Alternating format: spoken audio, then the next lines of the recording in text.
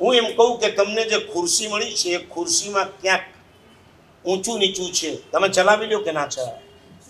એકવાર બેસી જાઓ કે આપણે ક્યાં આખો દિવસ બેસવું છે, બરાબર? ઓકે. નહીને તમે બહાર નીકળ્યા,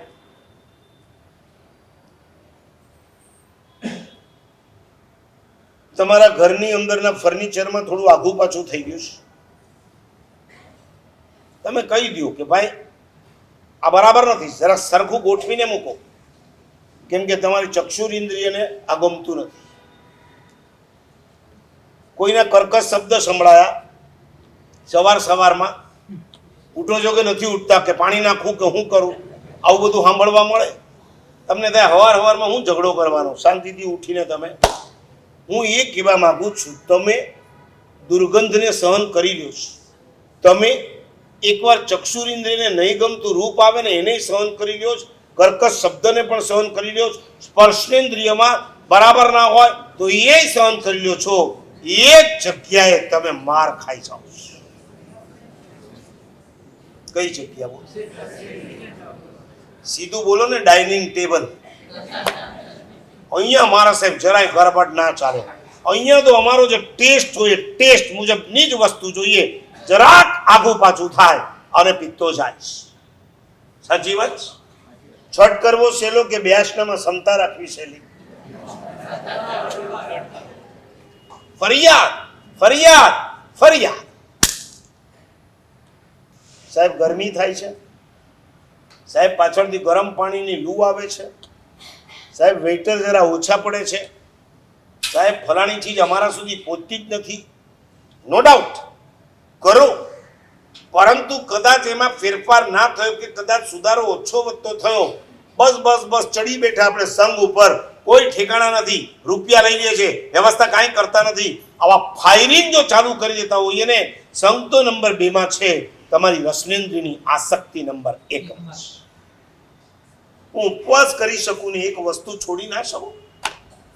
મારી થાળી સુધી રસગુલ્લા ના પહોંચ્યા તો ના પહોંચ્યા, ભલા માણસ, મને બદામનો રોલ તો મળી ગયો છે ને, પતી ગઈ વાત. મારે જીભને દલાલી આપવી છે કે પેટને ભાડું આપવું છે? એક ભાઈ દેરાસરની બહાર બેઠો હતો ને, મોઢું લટકાવીને. બીજો ભાઈ આવ્યો, એનો ફ્રેન્ડ, એને કીધું કે આજે અહીંયા કેમ બેઠો? બસ અત્યારે અહીંથી સીધો જાઉં છું રેલવે સ્ટેશન, બ્રિજ ઉપરથી સીધો જમ્પ મારું છું. થયું શું? પણ આ શું? રોજ કહું છું કે ખાવાની રસોઈમાં તું જરાક સુધારો કર. રોટલી કાચી, ભાત કાચા, દાળના વઘારમાં ઠેકાણા નહીં, શાકના તો કોઈ ઠેકાણા જ ના હોય. અચ્છા એ વાત છે, એટલા માટે તું આખો આપઘાત? હા, જીવવું જ નથી હવે, આપણે આપઘાત કરી નાખીશું. એટલે ભાઈએ કીધું એક કામ કર, એક દિવસ માટે આજે ઘરે જા, જમવા બેસજે, અને રોટલી મોઢામાં નાખે ત્યારે તારે હું કહું એટલું જ બોલવાનું. આહા, શું માખણના પિંડા જેવી કુણી રોટલી બને. ઓલાનો પાછો ગયો, હું માખણના કુંડા, એકલા કાંકરા નીકળે છે અંદરમાં. મેં તને શું કીધું? મારા ખાતર આજે એક દિવસ તારે હું કહું એ બધું બોલવાનું. ઓકે. ભાત હાથમાં લે ત્યારે એમ બોલવાનું, આહા, શું શ્રીખંડ જેવો ભાત. દાળ તારે એમ બોલવાનું કે આમ આંગળા ચાટી જવાનું મન થાય છે. અને શાકના તો કઈ વખાણ થાય નથી, શું વઘાર, શું એનો રસો, ઓહો, એક વાટકી એમને ખાવાનું મન. બોલો કે ઠીક છે, આજે સારું મુહૂર્ત નથી એટલે આજે જઉં છું, કાલે પાછો આવું છું.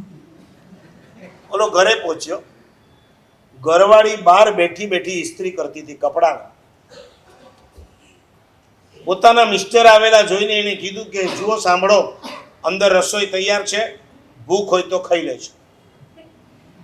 તમને તો પ્રેમથી તો કોઈ ખવડાવતું છે જ નથી, તમને ભૂખ હોય તો ખાઈ લેજો.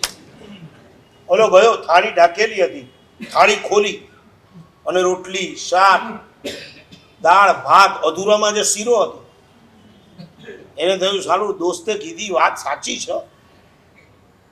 એને સ્ટાર્ટ કર્યું રોટલી શાકમાં લઈને, અને મોટેથી બોલ્યો, હા, શું રોટલી તો તે બનાવી, માખણના પિંડા જેવી કુણી. ઓલી ચમકી કોઈ દિવસ નહીં ને આજે કેમ આટલા વખાણ કરે છે? હશે આજે બહુ મૂડમાં લાગે છે. શાક આહા શું ટેસ્ટ આવે છે, વઘાર તે કર્યો છે, આજ સુધીમાં કોઈના હાથનો મેં આવો વઘાર. ઓલી સમસમી ગઈ, ભાત લીધા, શ્રીખંડ જેવો ભાત, દાળ, આંગળા ચાટવાનું મન. હવે ઓલીથી ના રહે, ઇસ્ત્રી રહીને સીધી અંદર. શું માંડ્યું છે આજ તમે? જ્યારથી જમવા બેઠા ત્યારથી વખાણ વખાણ વખાણ કરે રાખો છો. મને ખબર છે તમે કેમ વખાણ કર્યું, કારણ કે આજે મારી તબિયત સારી નથી એટલે મેં નથી બનાવી, બાજુવાળીએ બનાવી છે એટલે તમે વખાણ.